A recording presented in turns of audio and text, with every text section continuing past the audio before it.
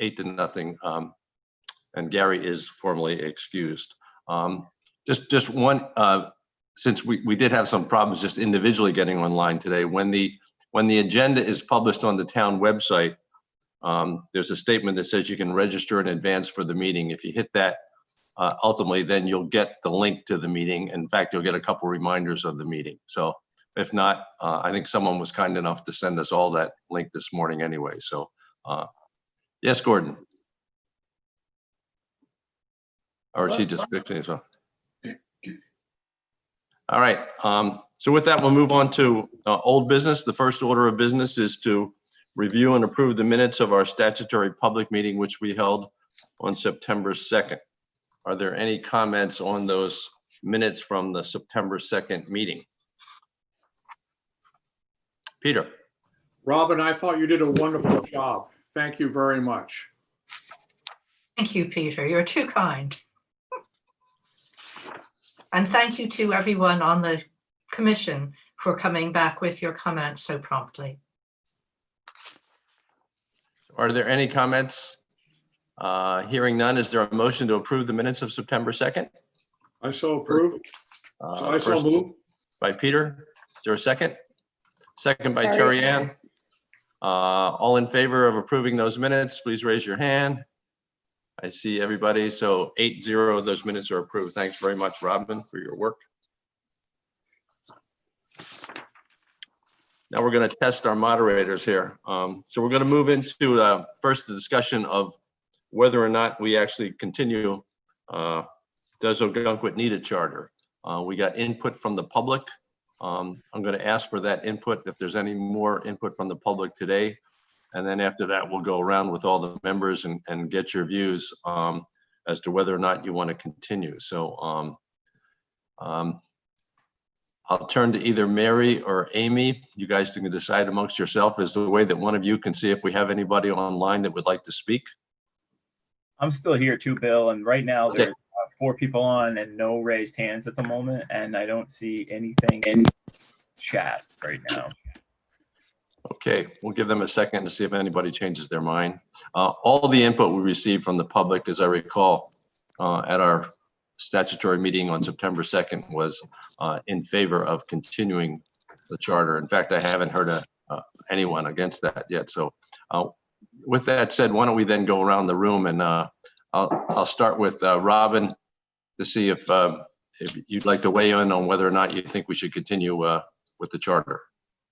Yes, I think that we should continue with the charter for many of the reasons that were discussed at our public meeting, in particular, having an accessible document, easy to understand and follow, as it will be after we finish our work here and have further public input. I think that it's essential in helping us to govern our town as we wish it to be governed. Right. Gordon, I'll go to you next. I think, can you hear me? Yes. Yes. Oh, good. Look, there's no question. I think one of the things that sold me on retaining a charter on our own is the numbers that were thrown out by Peter indicating that there's over 1,000 pages or something with the main state charter. And that would make it very difficult at any time to have to find something for our personal or our individual use in Ogunquit. That alone would be encompassing everybody. So I've changed my opinion. I was open-minded. I feel we need a charter. Sounds good. Terry Ann? Yeah, I think you answered the question already, but did we have any email comments that came in over our general email? Any feedback about that other than what we got at the meeting itself? Yeah, we haven't gotten any, the only email comments we got were before the last meeting and they were all affirmative. Okay. Okay. Yeah, no, I think we need a charter, hopefully streamlined. And I know there are some provisions that a lot of people have interest in changing or clarifying. So I vote yes. Peter? Most definitely, we should keep a charter. I think there are some enhancements that we want to make to it, but I think we need to have the charter. Amy? I agree also with all of the past statements. I think it's a great reference tool. And then if we need to go into the 900 pages with the state, we can follow that through that way. But it's a great start when we need to look things up. Sounds good. And Pat?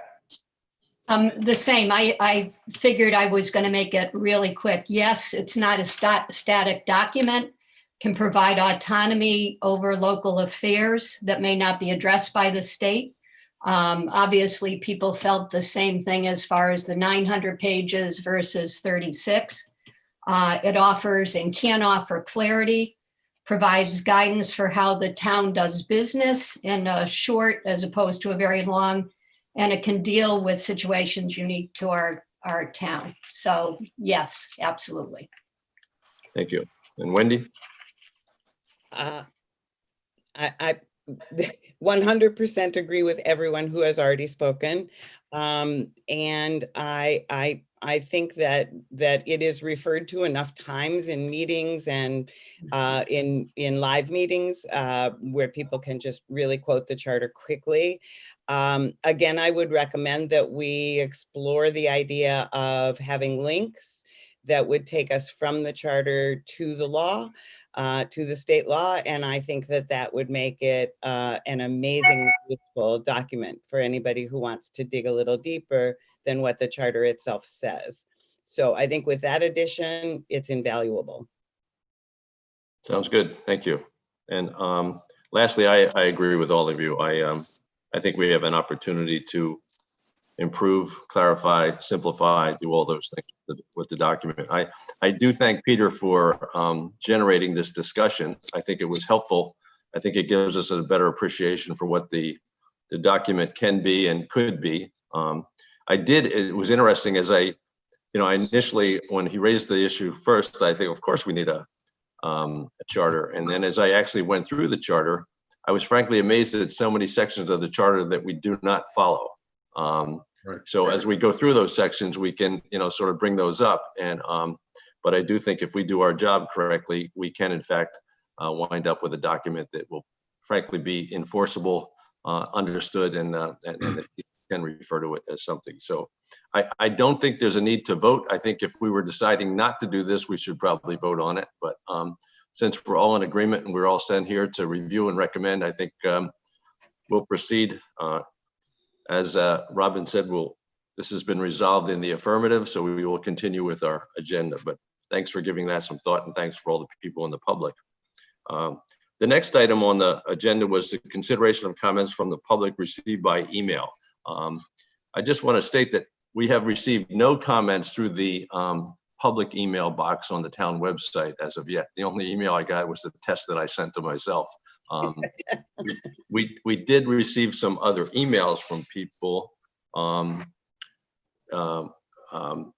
comments. Mark McLeod sent some items about the term limits should be, in his view, eliminated, that the charter recall section should be reviewed, that we should define better the board and committee terms and the place for residents or non-residents on committees, that we should look at when alternate terms expire, that we should post town policies, that we should determine whether or not Robert's rules are actually relevant anymore, and that we should, as he stated when he talked to us at our last meeting, if we had an opportunity to review municipal ordinances to see if any of those are in conflict with the charter.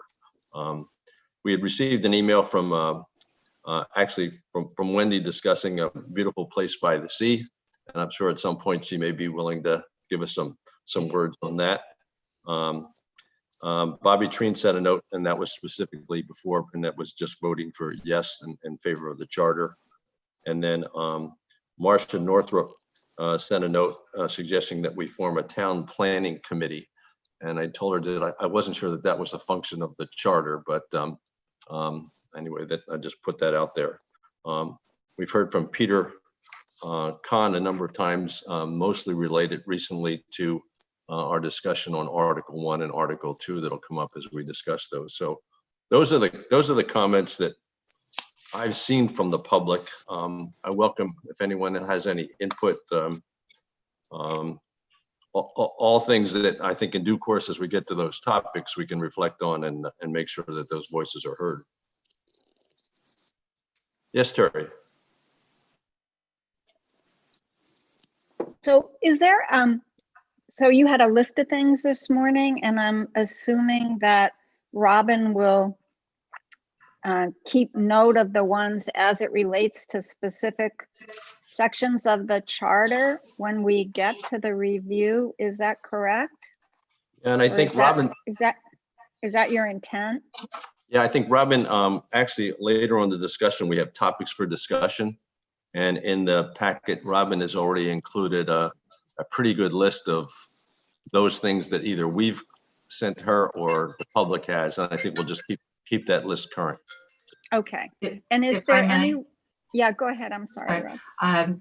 I was going to say, I don't have all of Mark McLeod's comments included, but I do have his email. And my hope was that that list that's included in our pack will be a kind of rolling list as we get more comments in, add them as we deal with sections, delete those or perhaps move them to a back page so we have a record. But my idea is that be a live document and capture to the best of my ability the comments received.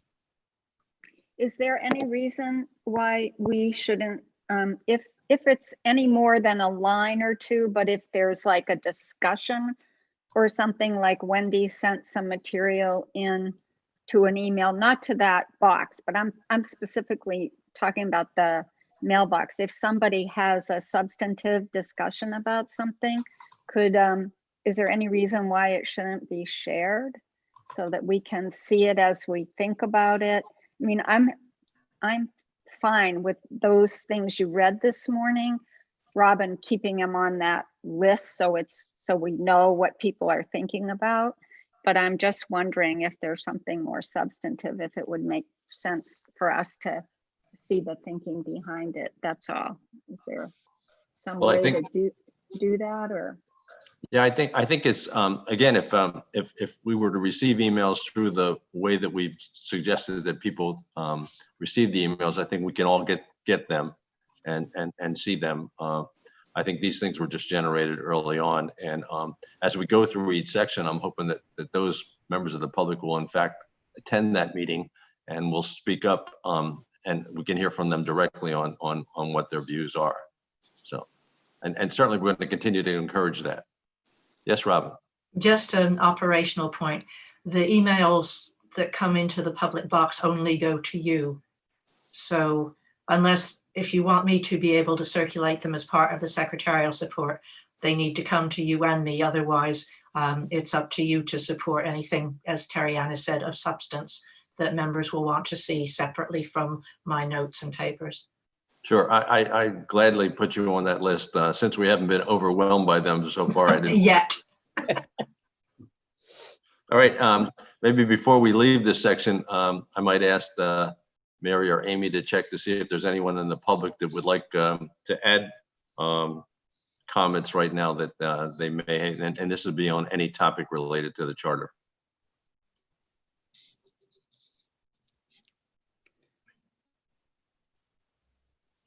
Mary, do you see anyone? I don't. I do not see any hands raised. Okay, with that, There are no hands raised. yes, Wendy. Wendy. While we're on the topic, should we, in case there are people watching, give them the email address again or to send their comments? Yeah, I think if you just go to the town website under the contact section and drop down to charter review, there's a mechanism right there to send an email to us. Yeah. So the town website, the contacts, you hit that, it drops down to charter review. You hit charter review commission, and there's a form that you fill out that you're basically, when you submit, it's an email. Right now, that's emails coming to me. It'll ultimately come to both Robin and I, and we'll share it with the whole rest of the team. Okay, hearing none from the public, we'll move on to the preamble. I think this is a good example of what I'd like to accomplish today is that we agree on a preamble that we'll continue to discuss. And by the end of our discussion, we will have a draft of the preamble it's not cast in stone, but it'll be sort of set aside. It'll be the first piece of this document that we've generally in agreement with, and we can wordsmith it later and things like that, but it'll just give us a draft of something. So I think what Robin and I asked that you take a look at the different examples of the preamble. We'll take a little straw poll on which of those that you like. If we can get some consensus that there's one or two that we'd like to continue on, we'll see if we can zero down and come up with one of those. So Robin, I'll turn it over to you. If I could just give an update on the voting, because we did have some late votes after I sent the papers out. So we have 2 votes for version 2, 2 votes for version 4, 1 vote for version 6, and 2 commission members feel that the redraft should take place after the body of the charter has been reviewed and revised. And I'm not against the latter. I still think it would behoove us if we could get one of those in place now. And again, nothing is cast in stone. We can have the movement. Might I ask who wrote number 2? I'm not sure I know what the numbers are. So if you're looking in the papers that I sent out that says member views on preamble, and then I've just numbered them so that people could refer to them easily. The reason that they number 2 is mine. Yep.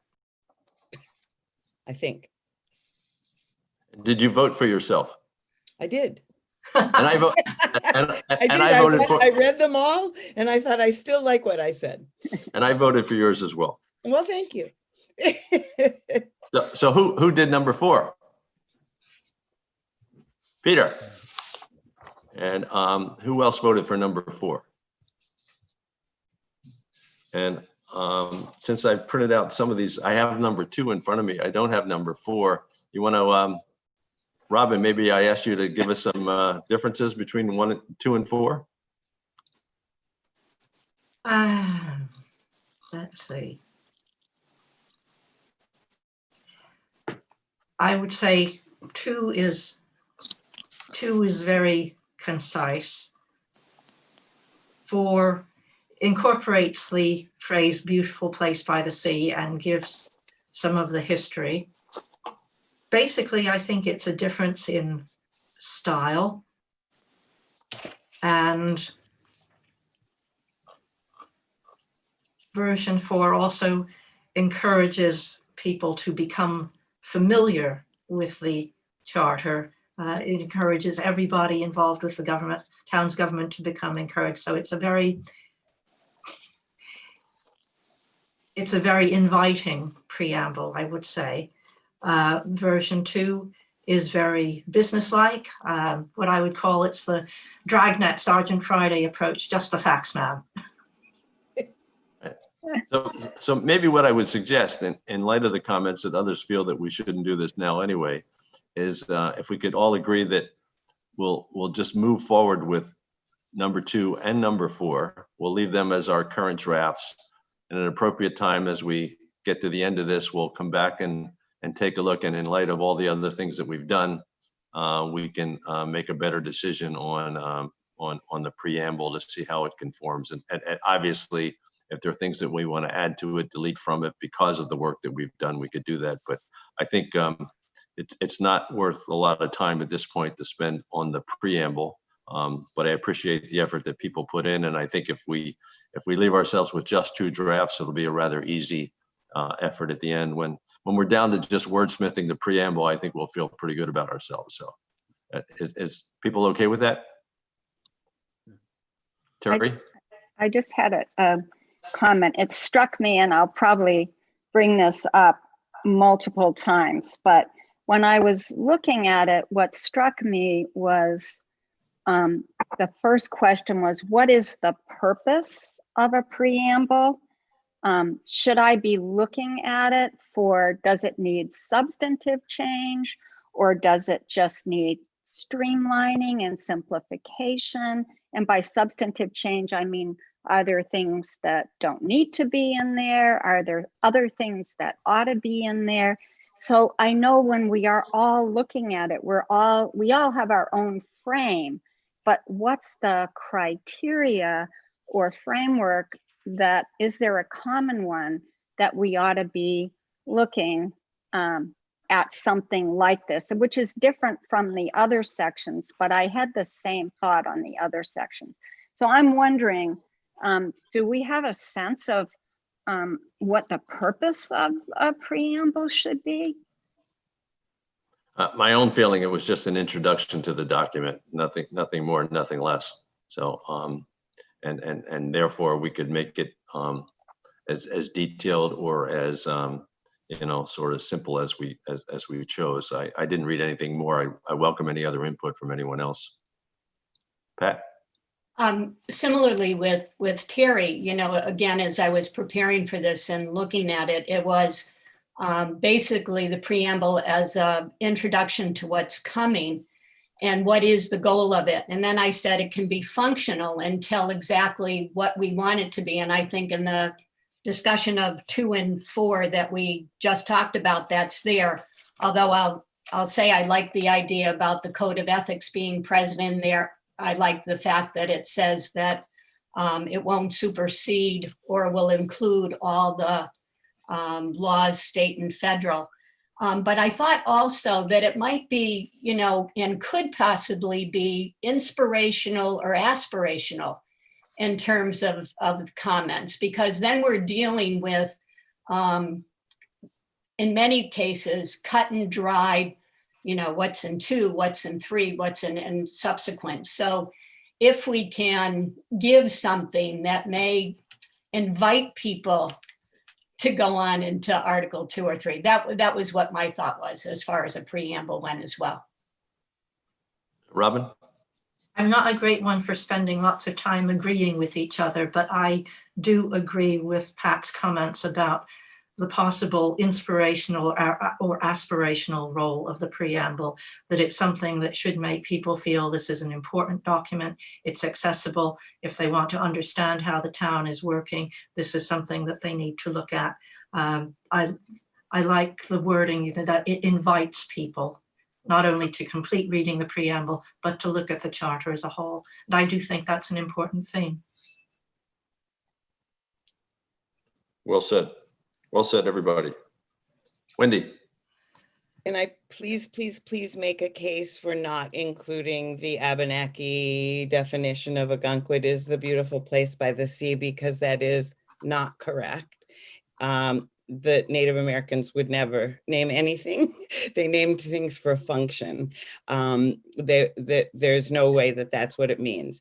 There are many other definitions. I think I sent them to you, but usually it has something to do with where lagoons meet the sea. It's really that's what they were describing, is how the river and the ocean mix. That's what they saw, and that's what they called it. So I do feel strongly, and in fact, I've thought of making T-shirts that correct this beautiful place by the sea, and with a correct definition. But I do feel strongly that that should not be used in the preamble or anywhere else in the document. If I don't know how other people feel about it, but it's really wrong. We'll recommend the Chamber of Commerce do it. I know. I mean, I get it, and it's everywhere, and it is what it is, but it's incorrect.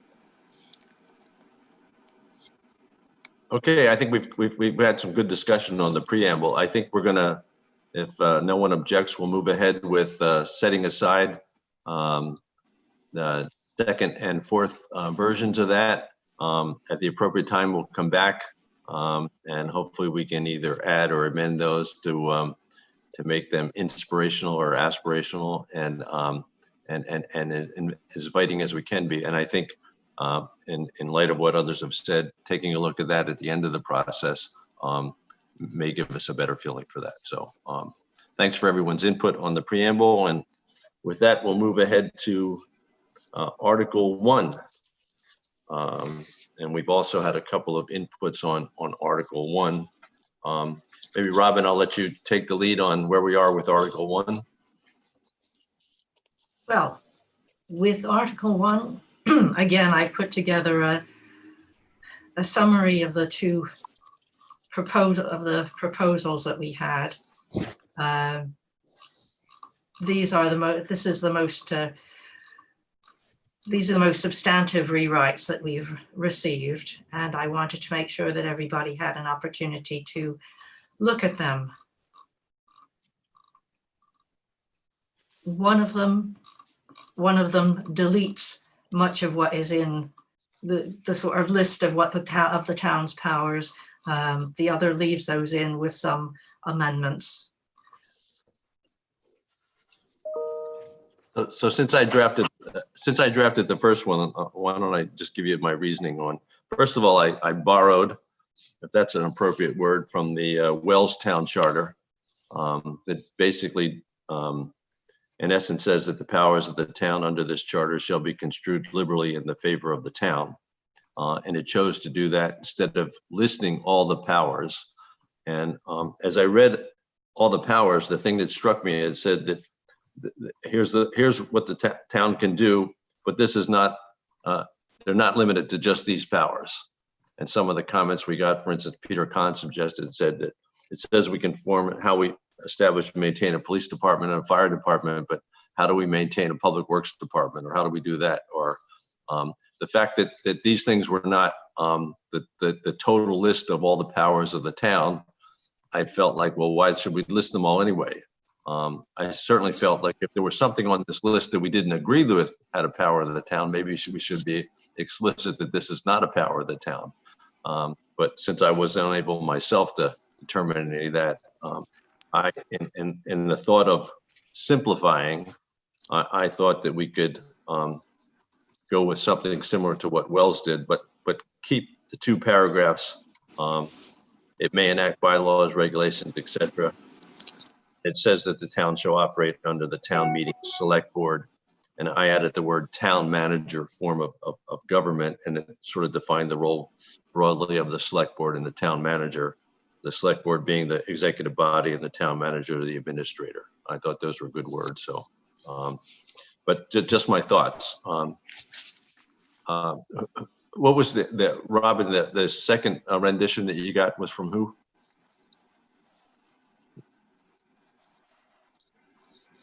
Was this from you? Oh, just this one? Okay. The version 2?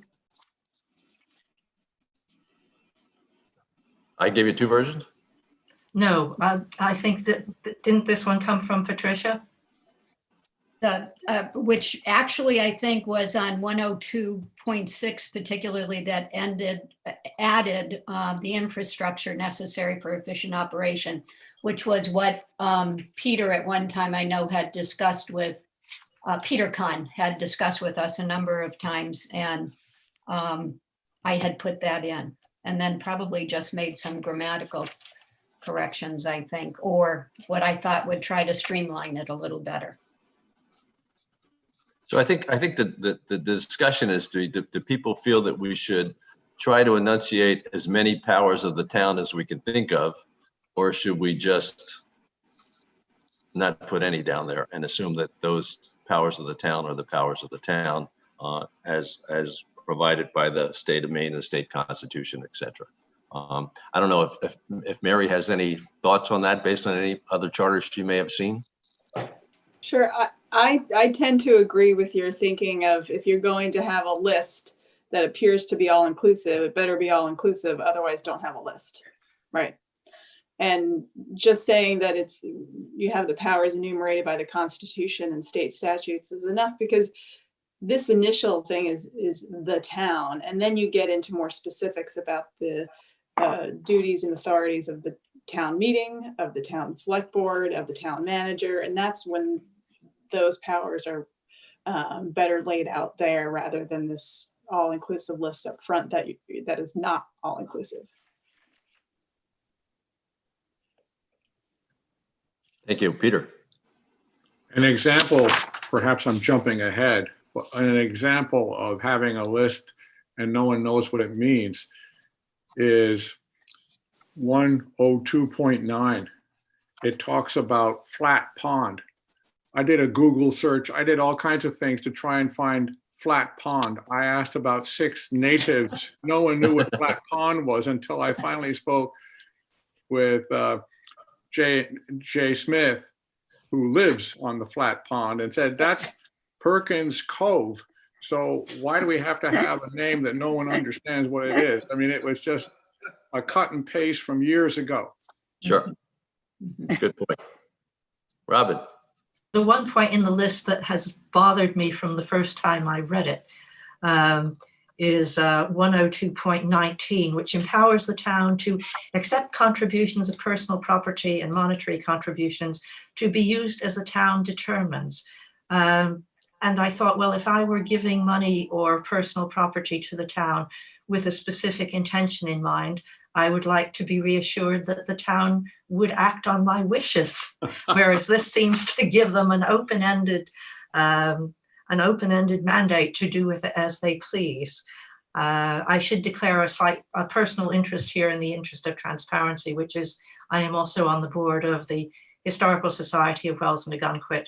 A very generous member of our community here in Ogunquit donated $8,000 to the town to be passed on to the society to assist with a heating insulation project. But the select board didn't have to do it if they were following the rules that are laid out here. Gotcha. So any other, Mary?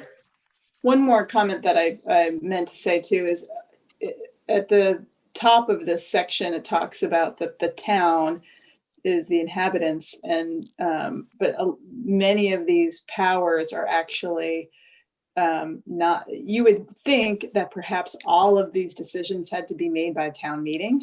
In other words, appointing officials and members, and that's not actually what happens. So that's the other sort of confusing part about this is what is the town? It makes it sound like this is the town meeting, and town meeting would have to do all of these things, and that's not what you want to give to town meeting. So, or else you wouldn't get anywhere. Terry.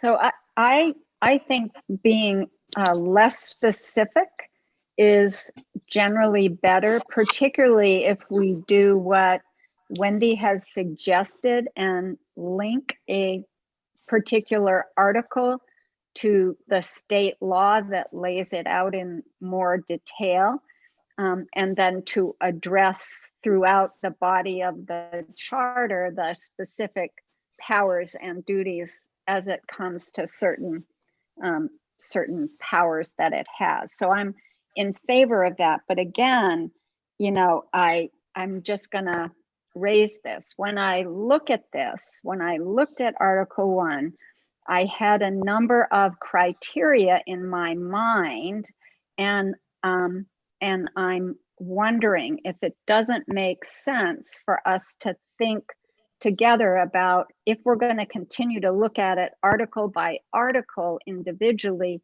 some criteria that we ought to hold in mind. So for example, the first one's pretty obvious. We would ask, is this provision in conflict with state law, which we know Mary was going to advise us about before we spent time looking at each one. What purpose is this article trying to serve? So I'm looking at it, and I know it's outlined in state law, so I'm thinking, okay, so what's the purpose of this? Before I would decide, do we delimit or enumerate? Is this provision related to more broad governance, which of course this one is, or is it more appropriately addressed by ordinance or administrative procedure? Because the issue that Peter raised, which specifically refers to flat pond, and there's another one about marginal way, which is really unique to Ogunquit. So, is that necessary to be that specific in a list? Is there a desire or need for substantive change, which I think is the place where we're going to have most of our discussion, either a functional change or a clarification because it's been interpreted in different ways. And then the last thing is, of course, would this provision benefit just from streamlining or simplifying, which I know Gordon would love, streamline, simplify everything. And I would say that, you know, that several of our members are really good at doing. So I just feel like it would be helpful if maybe those aren't the right criteria, but that as we look at each article or topic, that we have a common set of criteria. It doesn't have to be fully or all that we look at, but that we have some core things that we think about when we're reviewing it. Because I'm having a really hard time. I mean, on Article 2, I had a really difficult time thinking about, well, what am I looking for? What am I reviewing it for? You know, what are the key things I should be thinking about? So I just would suggest, and if we don't come up with a way to have some common criteria, I'll probably ask this question for every single article that we look at on the front end. You know, what are we supposed to be looking at this for? So I don't mean to be a pain in the neck, but my brain just doesn't work without some guidance. I welcome any input from anyone. Gordon? Yeah, I'm much like Terry. My brain doesn't seem to work well either, trying to follow all that we've got. I have a couple of comments. One, I'm looking this morning at a lovely picture of Chris Murphy. At least on mine, it says Chris Murphy for you, Robin. So you can do anything you want and we'll blame the wrong person. Secondly, in all fairness, when I've heard the little discussion just a few minutes ago, and Terry, you went on it, is this, that, now here goes my memory bit. We have a couple of terms that we've talked about this morning. Number one is town meeting. I think our charter was written when we had a town meeting. We all came to the Dunaway, we sat around, we had an agenda, and we voted on every article, and we talked about it, discussed it. That was the town meeting I remember when I first came here. We now don't really have that. We really don't have a town meeting. Town meeting, by definition, I think, from what I get, is frankly, we have a vote.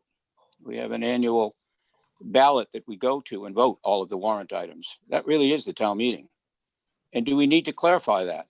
Because I've had friends say to me, you know, we don't have a town meeting. Well, failures, I guess we don't. What do we have at the Dunaway? There is no meeting. There's open meetings at every select board, but we really don't have a town meeting, I believe, and I can be corrected if somebody here, you know, helps me on that. So we go through our documents and town meeting comes up several times. We haven't gotten to all of them. And maybe we need to put in along the way definitions, and that might help Terry, that what is the terminology? I agree with you, Peter, also on the pond. I didn't know where it was. I mean, I'm up at Clay Hill Farm, and that's part of the run that goes right down near the cove. And I've walked it at times because that was a real fishing stream from what I've heard from locals. But I never saw a pond.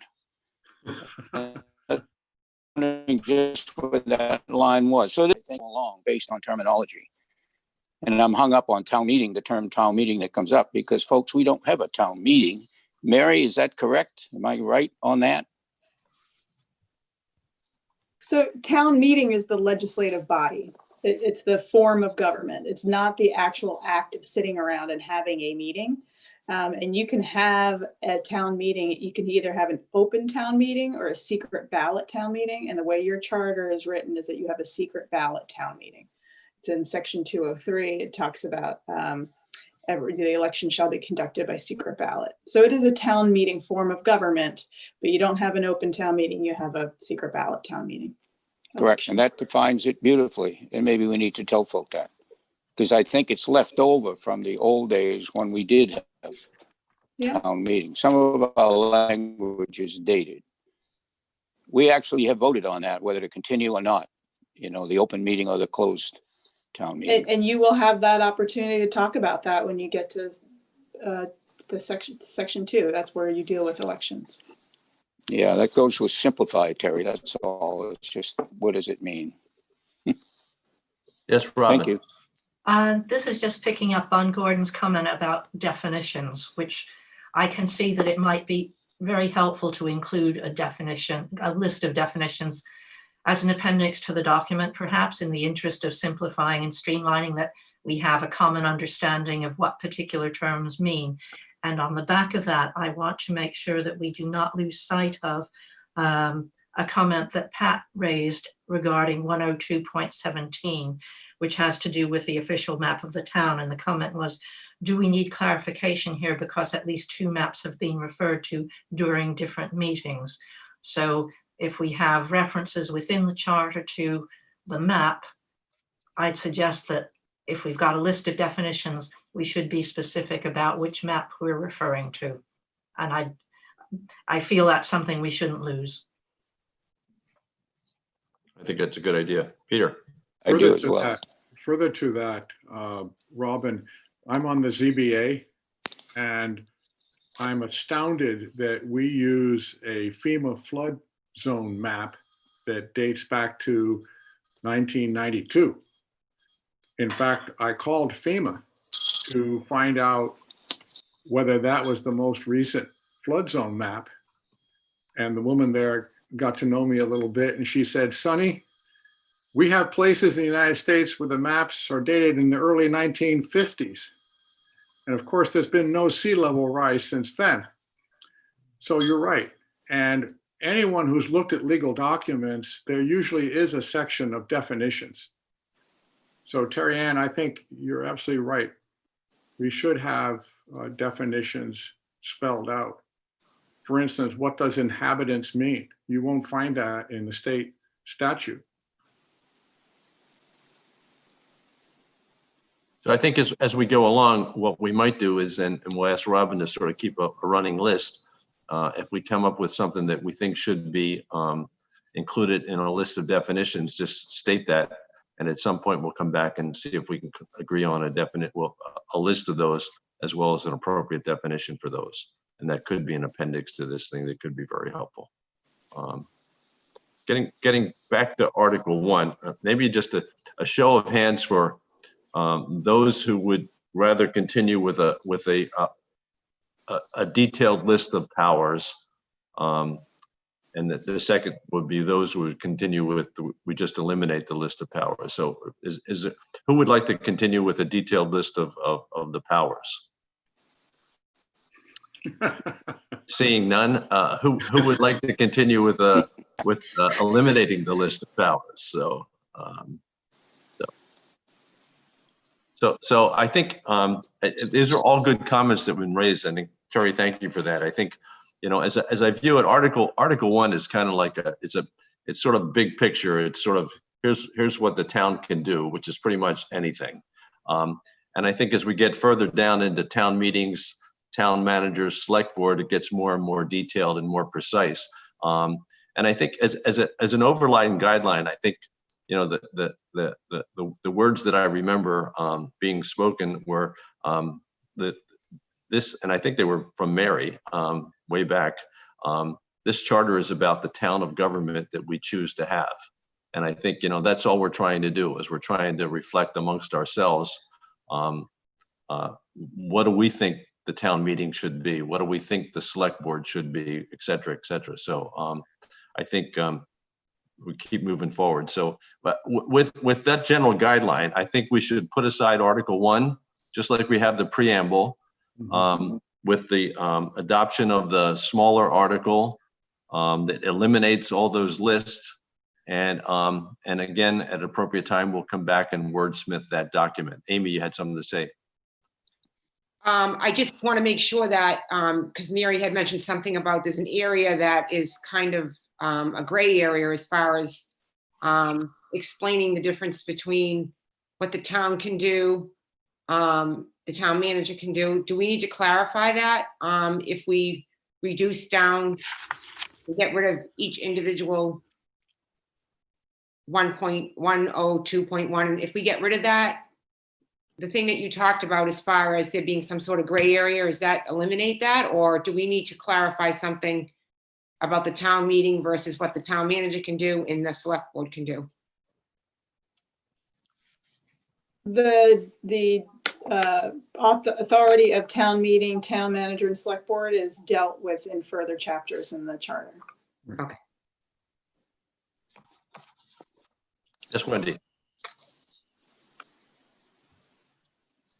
Pardon my Virgo-ness, but I just wanted to say, are we in fact on Article 1 simply saying that we are a corporate, that the town of Ogunquit is in fact a corporation, that it must abide by state and federal laws, and a couple of paragraphs under section 102 regular, and then skip the rest? Is that what I'm hearing here? Because I think, oh, I'm sorry, and the fact that we have a town meeting, select board, town manager format.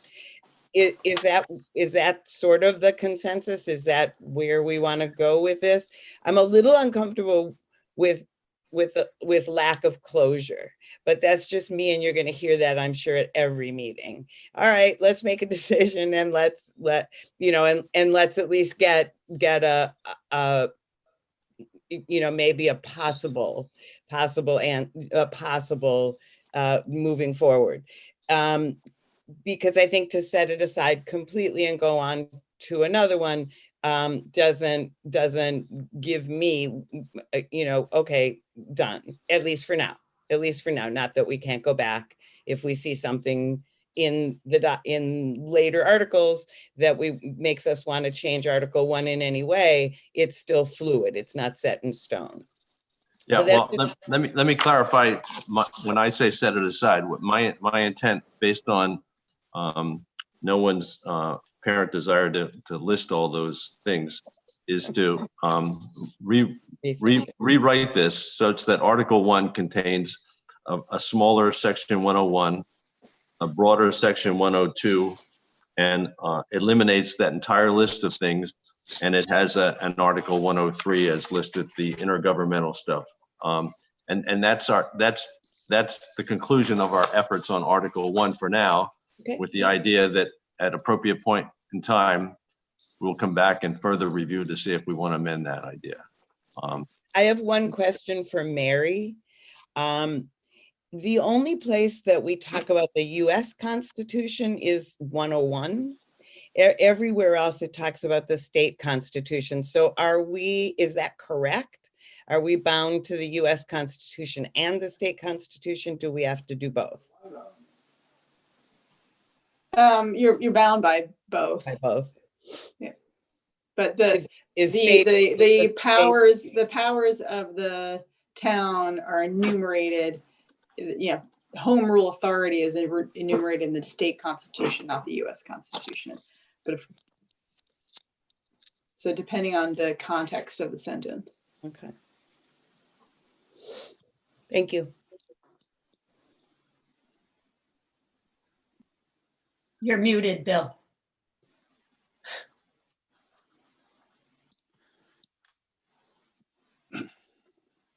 I was going to ask if there's any comments from the public on Article 1.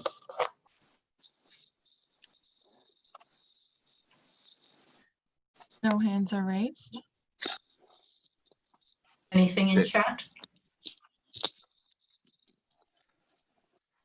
Chat is empty.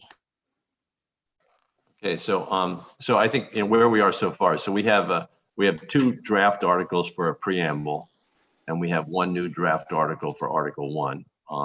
And as I stated, none of those are cast in concrete at appropriate time when we come back to review. So I think we have a choice here. The agenda calls for us to move into topics for discussion at future meetings. What I'd like to do is before we get into Article 2, which I think we obviously have some time to do today, and we should do that.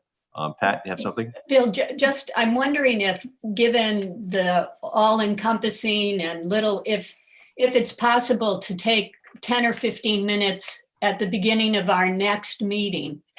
And after we've, I'm a slower processor than some, but to just say, were there things that we heard in this meeting on Article 1 that we've kind of raised up? Are there significant questions, or, as Robin picked up, and I'm sorry I didn't, but the map thing, where does that go? So we don't lose the official map or whatever. So I don't know if it is, I don't know if it will be a drain on our time together as a group, but would it be good to just do a quick check-in for 10 or 15 minutes at the beginning of each to say, gee, having taken some space and time, this is what came up.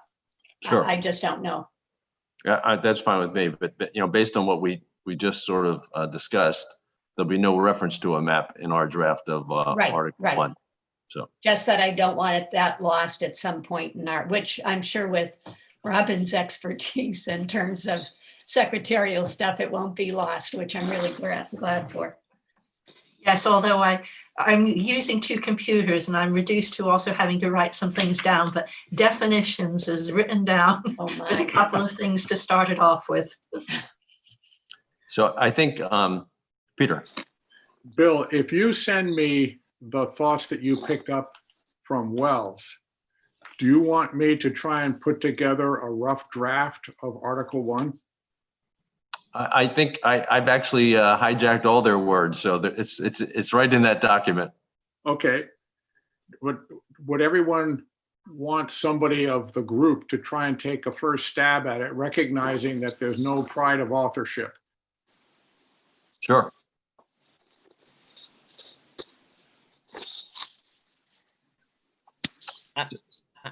Yes, Wendy. I don't have your document, Bill. Did I miss that somewhere? It was in the packet. It was in the packet, right? Oh, right, packets. I don't know how to look at packets. Okay, I'll figure it out. Yeah, it's in the packet. It's page 10. It's headed Ogunquit Charter Review Commission, Article 1, discussion document, 2 proposals. And the first proposal that you'll see there is Bill's document. Okay, I'll find it. So if you go on the town website, I believe in red is pretty close to the top of the page. There's something called Charter Review Commission. If you hit on that, it lists who we are, and then it says CRC documents. And if you hit that, it'll give us the agenda and all the packets for this meeting and previous meetings. And I did send them all out to you with Chris in CC, the idea being she and colleagues would post to the website, but I wanted you all to have them direct from me as well. Thank you. So what I was going to suggest before we look at Article 2, and I think for Article 2, the intent today should be to just have a discussion on any of the points in Article 2. And when we come back to our next meeting, the first topic will be Article 2, where we're trying to get into specifics of wording, et cetera. And in addition to that, at each and every meeting, I'd like to have one article that we're focused on, but then some future discussion point.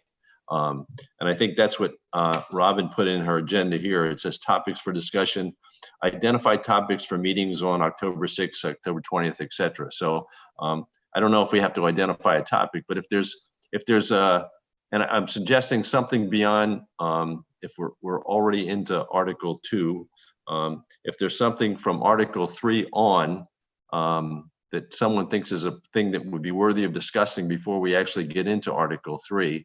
For instance, an example might be, we've heard comments on the hiring process for a town manager. There's a lot of words in our document. The search committee had a lot of concerns. I think we should get input from the last search committee to find out what have made their life easier, et cetera. But that may be one discussion point that we could have amongst ourselves and with the public before we actually get into the town manager section, which I believe is Article 4. Just an example. So is there a burning topic that you'd like to put on the agenda for the next meeting, which will be October 6th, that's somewhere between Article 3 and the rest of the, so. I'm open to any suggestions. And if we've got more than one, we'll put more than one and we'll just tick them off in order as we get to them. So Robin. What I was hoping to do, and this is page 15 of the pack, where I put together the topics of discussion, and I used your list because it was the most comprehensive and it was easiest for me to tip in the items that I got from other people. And so, Peter, I know that you took a different approach, but I hope you feel that Right. I've reflected your ideas in this list, including the one that I couldn't find a home for, so it's down at the bottom with other ideas. What I've done to try to make life a little easier was the ideas where either a couple of commissioners or members of the public or both expressed an interest and gave importance to this point. Those are highlighted in yellow, so that might help a little bit in determining how we want to set our topics going forward. So this list is Robin's list. It's in the packet. Which page was it, Robin? It's page 15, and then if you go on to 16, there's a para in addition, which has to do with whether we have a remit to look at ordinances, eliminating beautiful place by the sea, having an accessible charter, and Peter's point about rethinking rule by minority in Article 2. So the idea would be for us to just name a couple of these now, and at our next meeting, just have a discussion amongst ourselves and invite the public on before we actually get into the specific article where these things are contained. So we haven't confused everyone yet.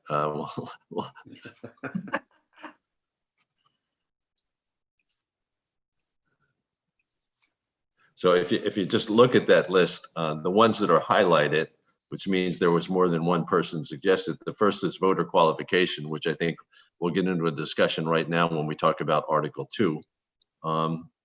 Article 4, Section 402 has to do with the selection process for the town manager, interviews, questionnaire, etc.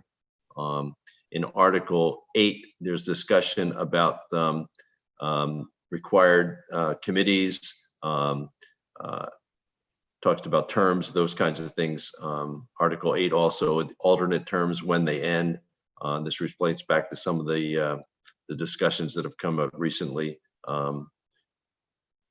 New provision rules concerning the number, design, and placement of signs during political campaigns, whether or not that has a place in the charter. I mean, those are discussion points. But does anybody like to raise one idea that we could put on the agenda for the next meeting and have a general discussion amongst ourselves?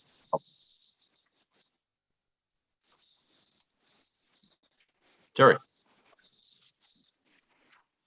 Actually, there were 3 articles that weren't addressed by any of us, and that was Article 6, Article 7, and Article 9.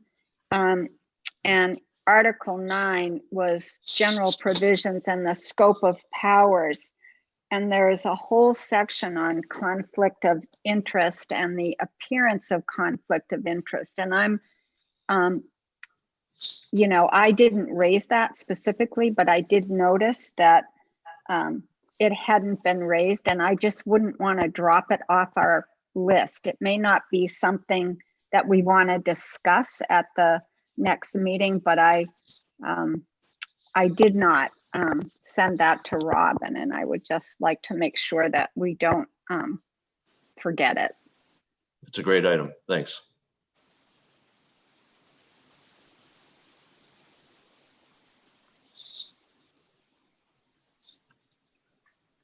Well, hearing no comments, why don't I suggest that as for the first discussion item for the next meeting, we include the town manager search process, which is all contained in Article 4, Section 402. It'll be before we actually get into Article 4.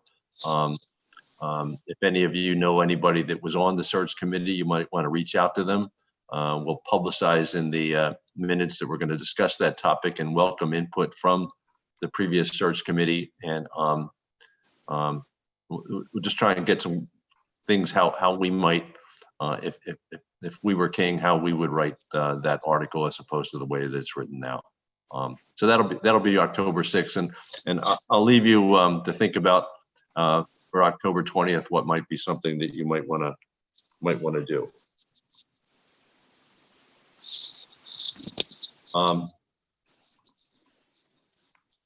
I dare say I'd welcome input from the public, but since we haven't had much, is there anybody out there that would, from the public, that might give us some guidance on what they'd like to talk about?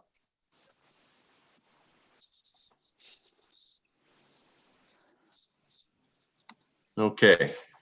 Wait, we have a hand raised. Hang on. Let me. All right. Let's see. We have a hand raised by Michael, and I'm not going to guess how to pronounce your last name. I have just hit allow you to talk so you can unmute yourself. Hey, this is Michael Scambati. Thank you so much. And again, thank you all for all your work. I did want to just quickly comment, and I missed half the meeting because I had to run there. Anyways, but I'm back. But there was a comment made earlier about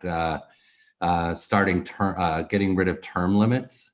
And I did want to just weigh in on that. I believe the public voted very clearly that they wanted that. And I would just caution us to not put controversial things that the public has voted for most recently into the charter as you know, you start putting some things in there that are suggested by political action committees, and you start to go down a very slippery slope.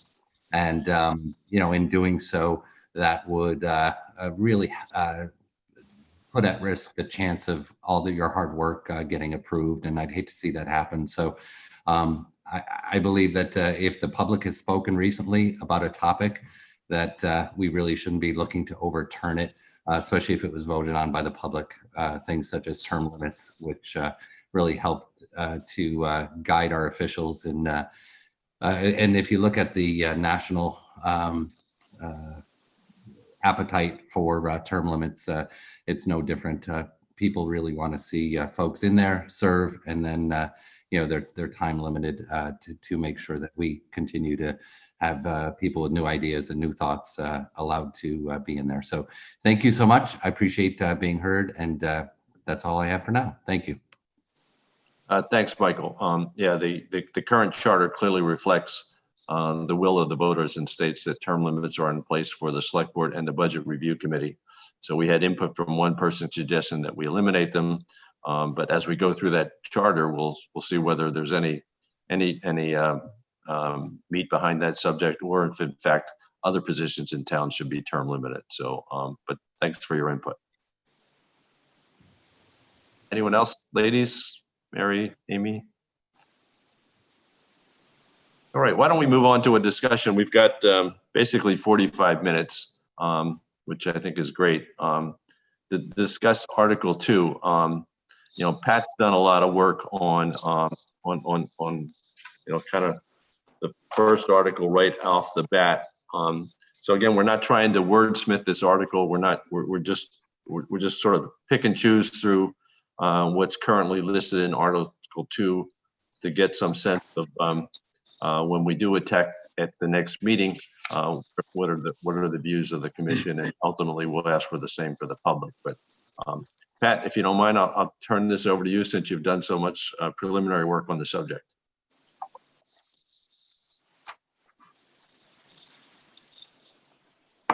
You're muted. One of the big things I think we have to really come to terms with is who is a voter in Ogunquit. And I think that's a very big, oh. Am I still muted? No, I can hear you. I can hear you fine. I wasn't sure. I saw Mary waving, so I wasn't sure if she or Wendy were, okay. The only reason I was waving is because when given the opportunity, I'd like to I have a pretty quick shortcut answer to that issue that would be helpful, but I'll let you, it's important for you to finish. I didn't mean to, I was just involuntary waving. Involuntary waving.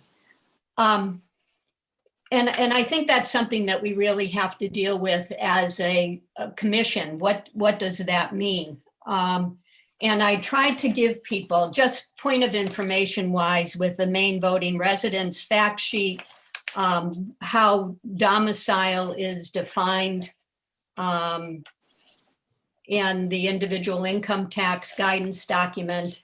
And it's something that, it's a difficult topic, I think, because of a recent past. And I'm just going to say that out loud and acknowledge that. But I really do think we have to deal with voters, domicile, and what that means for our community of 800 to 1,000 people who vote. And I think we're aware of some situations, and I just want to ask the question. I'm going to ask some questions. If a person who owns a hotel or hotels in Ogunquit and claims residency there while having a home elsewhere in surrounding communities, is that person a resident and a voter, should be a voter of Ogunquit? If someone owns restaurants or businesses in town and votes from that address, but has homes in surrounding communities, is that person a resident or a voter of Ogunquit? And I think you know what I'm driving at. If a person lives, in Boston with a fiance, works there, and then there's a crucial vote in town and uses a parent's address, is that person a resident or voter of Ogunquit? And I think we have to really honestly come to grips with what this means as a commission, ourselves, and for our community, and what that means. And really, for me, it is the focusing on domicile. It's not something as simple as you present an electric bill or you present a water bill that can be at somebody else's residence or whatever. And again, you know what I'm getting at here. What does that mean? What does domicile mean? And really emphasizing a need to deal with domicile as it affects voters. And then, as you saw also, and I'll just start there. I think that I know Chris has, for a couple of years, had to deal with, as the registrar, some difficult situations. And one of my suggestions was, or issues was, maybe it's time that we recommend, I don't know that we can do this as a commission other than recommend, is that the town hire a part-time registrar to deal with the voter rolls every few years. I don't think it would take a lot. We certainly aren't New York City. We're not Boston. We're not even Portland, to just deal with that reality, what it means and all. So I'll just start with that right now, as far as voters go, and domicile as being that which I think should be all important. And then we can move on to other things. Why don't we let Mary weigh in here? Mary, thanks. Sure. So there are few areas that are preempted by state law that cannot be in the charter, and this is one of them. It's in section 30A, 2501(2), qualifications for voting. Qualifications for voting in a municipal election conducted under this title are governed solely by Title 21A. So the town does not have any authority to come up with its own qualifications for voting. You have to follow the state law. Can you repeat that section again? Yep, it's 30A, MRSA, section 2501(2).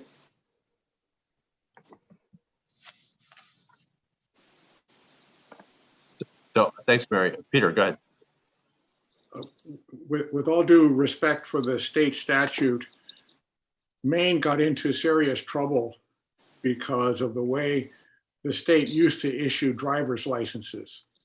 And it took the federal government threatening to withhold highway funds to get this state to change its rules.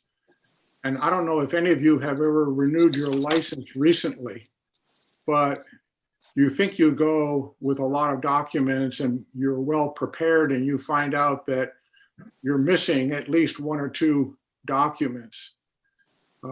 Banks have had to change their requirements if you open up an account. You can't just go in and say any old thing as to where you live or who you are. So I agree with Pat. I think that we have to be much more careful about our voter roll list. And there's a rule of small numbers. If you have, millions of voters, sure, there's going to be some errors and stuff, but they become ameliorated just because you have so many numbers. If you have a town where 5% of the vote is maybe 30 or 40 people, all of a sudden the small numbers mean a great deal. And I would really like to understand from Chris's point of view, how does she approach the voter registration? For instance, in my reading of all of this, the state of Maine has a database of all voters, and registrars are supposed to, if they want, compare the list of voters, let's say in Ogunquit, with what those same individuals have on the Maine state voter list. And if there's any duplication, we're talking about a Class D crime, which I believe has a prison sentence of up to 1 year. I may be wrong on that, but I think that's what it is. You can do the same thing with Massachusetts. And so if somebody, using Pat's example, is living in Boston somewhere and is voting there and is voting up here at the same time, that's a serious offense. So I would really like to propose that we have Chris give us a brief description of the steps that she goes through in reality. I know what's called for in the statutes and what her powers are, but I think it would be very educational for us, since this is a hot topic and it's really the first qualification of a select board member to be a resident and have a local domicile. So I think this is an important enough topic where we ought to hear from the person who makes the determination how she goes about doing it and how often does she update the list. Great. So more general than this, but specifically for this, one of my pieces of feedback from the beginning as an issue that I cared about, which is an overarching issue for many of our provisions of our charter, is how do we implement it? Not that that should be in the charter, but when we're thinking about something, we need to be thinking about how it's implemented, actually implemented administratively, assuming that we're aligned with state law. So implementation and how we do it, I think, is always something that we should think about. And although it may not require an additional local ordinance, it may need some additional administrative guidance for how the law gets implemented here in Augusta, which is also, Bill, your point in thinking about what's worked and what hasn't worked as we have thought about the topic we're going to discuss next week, eliciting from the search committee. I think this question is, so how does Chris actually been able to implement it, and what are her challenges and needs, and what has worked and what hasn't worked. And, you know, Pat has a really comprehensive perspective on this, which is helpful from the voter side of what's worked and what hasn't worked. Chris is going to have another perspective, but I also think it's one of the overarching issues that we have to think about as we work our way through the charter. I think just, you know, if you look at the way Article 2 is written right now, it kind of says eligibility of the voter. It says eligibility of the voter shall be determined by the statutes of the state of Maine. I think one of Wendy's suggestion is that we would put a link right there to the specific article that Mary has just referenced. You know, the next two sections, in my opinion, are just definitions. There's a definition of what a registered resident voter is. It says nothing about eligibility. It's just a definition. And the next is a definition of domicile. Again, there's no link back to resident voter and section 202.1 or domicile.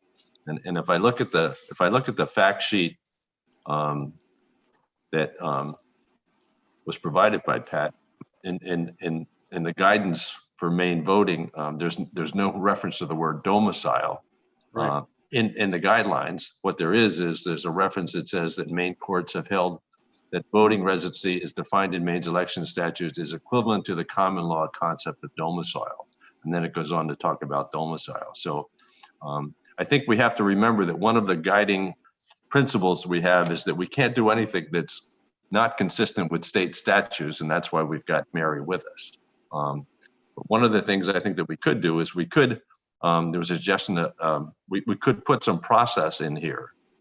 If we defined that the eligibility is determined by the state statute in the town of Ogunquit, here's the process that the town clerk and or registrar would utilize to register a voter.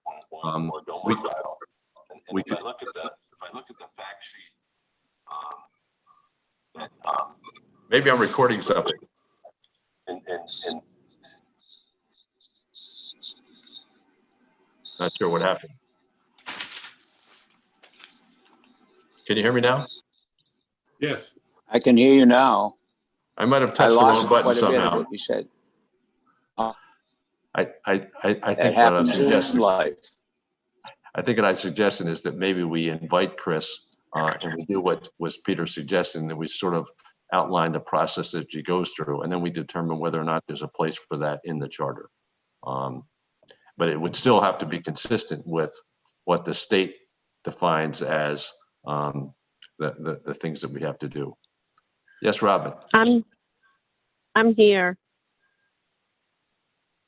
Who? Chris is here. Yes, I'm sorry. I'm on my cell phone in the town office and I have terrible connection.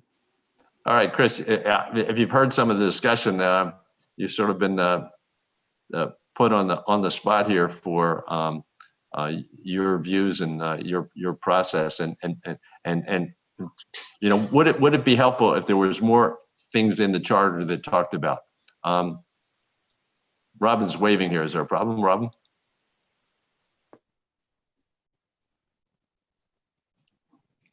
I'm guessing she can't hear you.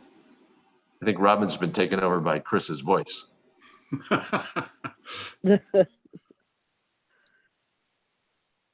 We can't hear you, Robin.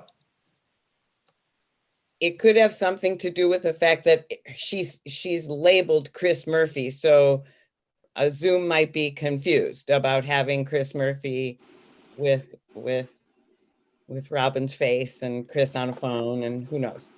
I think that's probably accurate. And maybe Chris, that's why I can't log in. Chris, are you still there?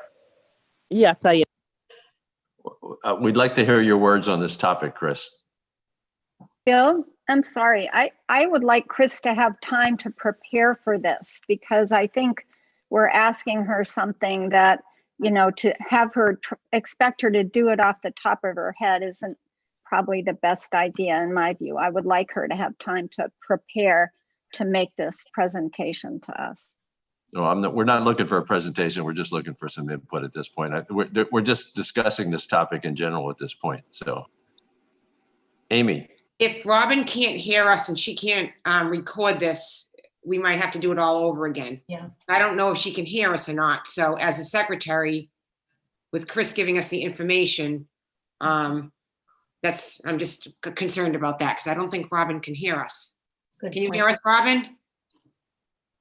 I think we've got Robin and Chris in the same picture here. Yeah. Oh, because of the name. Yeah, so that's just my concern. If Chris goes through this whole procedure and Robin can't record it, then is that going to be an issue? That's a good point, Amy. Chris, are you at the town hall? Yes, I am. Sorry. Hi, everybody. The meeting is being recorded. Is that the concern? Okay. It's not a big point at this point. I think our discussion is if there was anything that Chris could add to the conversation now, we'd welcome to hear it. If we can't do that, we can move on. I think we're more concerned if we lost Robin there. Yes, I think she takes impeccable notes, and I think it would be very unfair to have her out. I mean, she has nuances, she's doing this, and to have her have to go back and listen to a recording, she should have primary importance here. So I think it might be helpful then if Chris just logs off. It would be, that would probably solve the problem. I will do that, but I am watching. Okay. Chris, now, Robin, can you now try to unmute? She can. Oh, boy. She's on. I heard the oh boy. No, that was me, Gordon. Pat. Oh, Right, can you hear me now? She is. Yes, Dan, yes. I just hope the public understands this is not us. It's Zoom. so Robin, you with us? Yes, I am. I don't know what happened. All of a sudden, I got a message saying that I had joined the meeting by phone, and I just could see you all talking, and I lost everything. It's because your name says Chris Murphy and Chris Murphy was on the phone. Ah, So Zoom got confused. You need to change your name, and I forget how, but there's a way. It's easy, as I recall. well, what happened was that Chris sent me her link to use. Oh. All right. So So I think what we will do is we will add Chris to the October 6th agenda when we talk about this. We asked you all to give some more thought about, this section 202. How could it be improved or embellished and stay consistent with state law? And also we'll ask Chris, one, to give us the process that she currently goes through to register someone or to keep the list updated or whatever questions you have. And secondly, are there things that we could do that would improve life for her that would also satisfy the Charter Commission members to keep us in an improved state? Is that okay? Why don't we, yes, Gordon. I was just going to say brilliant. Are there any other sections in Article 2 worth discussing?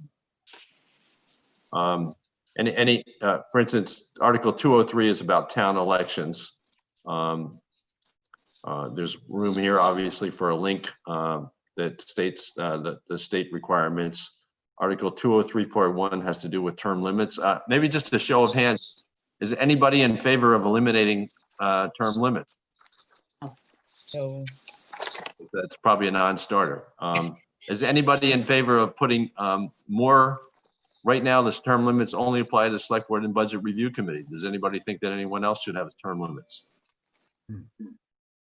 Terry?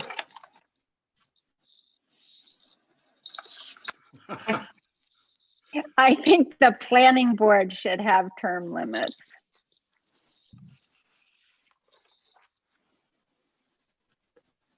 Robin? I think just as a general point, it would be worth reviewing the major committees and boards of the town and take a view overall rather than just if some of us have particular committees that we think should be limited, we pick those. I think we should do it in an orderly way. Yeah, I think I was just interested whether people thought this section should be expanded in any way. Amy? I also think there's something to be said for experience and taking people off of boards that have a long-standing bit of experience. I know for me, for this is my first real time being involved, and I'm learning a ton. I don't think that I could, run to the zoning board or the planning board without maybe sitting through lots of meetings and getting experience. So there is something to be said for experience. That's just my input. Yeah, and I think if you also get back to what Peter suggested about the rule of numbers, there's only so many people in town. There's only so many of those people that are willing to volunteer for anything, and consequently, you do get to the point where you potentially, you put yourself out of the market for potential candidates. So it's a good discussion, but I think it's one that when we do term limits, give some thought to it, and we'll bring forward some ideas in that regard. Peter. I have a question for Mary. It talks about required committees, but in the state statutes, I did a word search and I couldn't find a definition of what's a required committee.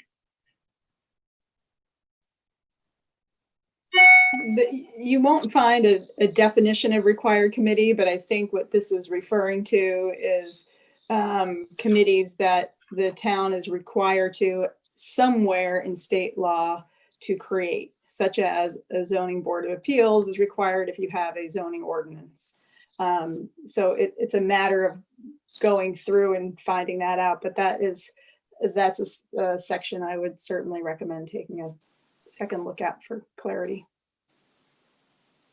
So where do I find, I mean, is it spelled out that way, or is it just saying whatever the town requires? Can you remind me what you're looking at, the section where it talks about committees that are either required by law or not? Yes. Is that, and what section is that? I thought that was later on.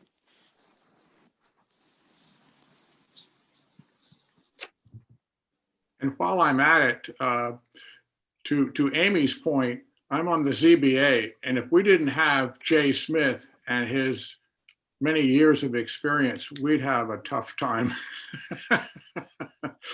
So well said, Amy. Why don't let's try and stick to Article 2 here for the. Yeah, because I think you're in article. What article are you in about the committees required by law is not in Article 2, correct? It's probably 6 or so. Yeah. I think it's 4. Yeah. Okay. I did have a question, Mary, maybe for you. Both the section 204 and 205 reference a quorum, which seems to make sense in the context of people sitting in a room in the old-fashioned town meeting. But in the context of election, does that still have any meaning? Like if only 100 people show up to vote, they all cast their votes, does someone after that determine that we didn't have a quorum and therefore the votes don't count? Or what is that? You know what I mean? So it is talking about that, yes, a quorum is not just people sitting in a room, but a quorum is number of ballots in this case. So if in fact only 10 people showed up to vote and we didn't have a quorum, there would be no election? Right. Okay, got you. I had just a small comment. It talks about we should post conspicuously on 3 public places. I know right now agendas for meetings, for instance, are posted at the town hall. They're posted at the post office. Are they in fact posted anywhere else other than online and on TV? You know, is there a need to post at the town hall and the post office and another place, or again, just something to think about when we go through that section?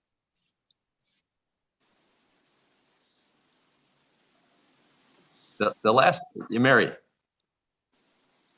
Just in terms of going through this Article 2 and getting some input from the town clerk, I would suggest that her input not just be limited to the registrar process, but anything with regard to elections, particularly the voters of the petitioned articles. I don't know how that process is working for her, if there can be improvements. Towns do it several different ways, and that's just another section to pay attention to. So that's the only feedback I have there. Sounds good. I think that's a good idea. We'll make sure that we're, I think right now we assume that Chris and Cheryl just work for us. We just send them agendas that gives them work that they have to do to post them in different places. I think that's a good idea, that we should weigh in with them on all those topics. I had a specific question on Article 206 about petition by voters, which I fully understand the concept, but I don't understand the concept of a petition that requires money to be spent. So if people in town got a petition together that said they want to spend $10 million to build a skating rink in the middle of town, and the voters approved that for some reason, there's no budget committee review, there's no treasurer input, there's no bonding recommendation, there's no input on the taxes. Are there any, does state law address anything that has to do with the kind of petition that one could put forth, and what happens if in fact spending a lot of money or any money? State law is not specific in terms of local petitions, but you do have the ability in the charter to limit the types of items that can be petitioned for articles on the warrant. I know the city of Portland prohibits any petitions on budgetary items. I'm not sure if other municipalities do, but that would seem to be a reasonable thing to discuss. Thank you. Anybody else? Any discussion items on Article 2 at all?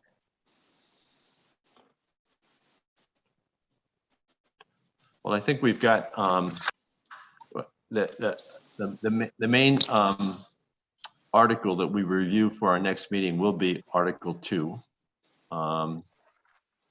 We're also going to, and obviously we'll solicit public input.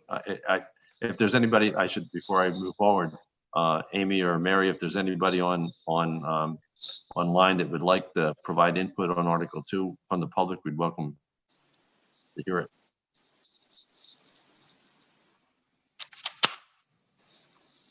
Oops.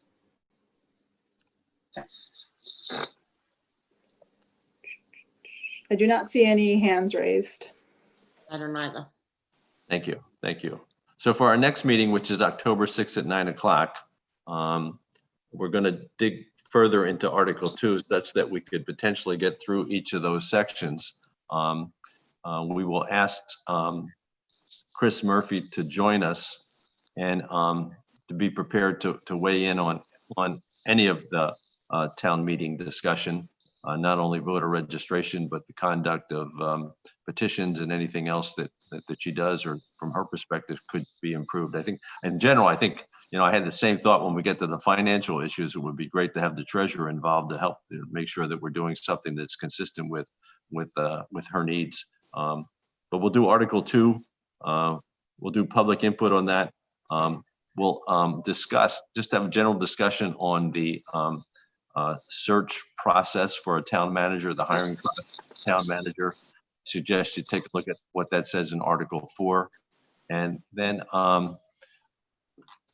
take a look ahead to Article 3. And similar today, if we have time at the end of next meeting to get into some of the Article 3 discussion, kind of like we did today on Article 2, we would do that. So next meeting is Article 2.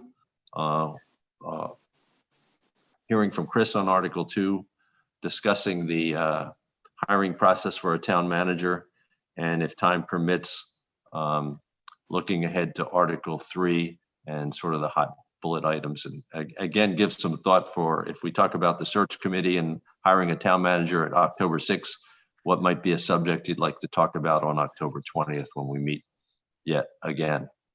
So any further comments by anybody? I got one. Yes, sir. Can you not see my hand? I can see you. I just can't thought you were tell. waving. Oh, well, I've done that twice and didn't know it. For that next meeting, I don't know who the review committee was on our end. And you said if anybody knows, reach out and invite them. Can we be a little bit more formal? Can one person, one member kind of find out who they are and invite them or one or two from that search committee to come and speak to us, Bill? I'm related to one of them. I think she can help us out. I won't say a word. All right. I will get Pam to actually reach out to the rest of the committee and get some input. Okay, buddy. Well done. Any other comments for today? We are 14 minutes shy of our deadline, which I'm more than willing to give back to you. And All so right, can we- apologies for the technical difficulties. And Wendy, yes, I went into participants and changed that to me. So thank you for the guidance. And yes, it was very simple. So I will go back and listen to the recording of the part that I missed, but I think I've got most of the substance of our discussion today. And apologies again. None needed, Robin. And we'll connect. No. You and I can make sure that we're in sync for the next meeting. But thank you all for your participation. And Mary and Amy, thanks for acting as official hosts. We now know that we can rely on you guys to keep us straight, so we appreciate it. And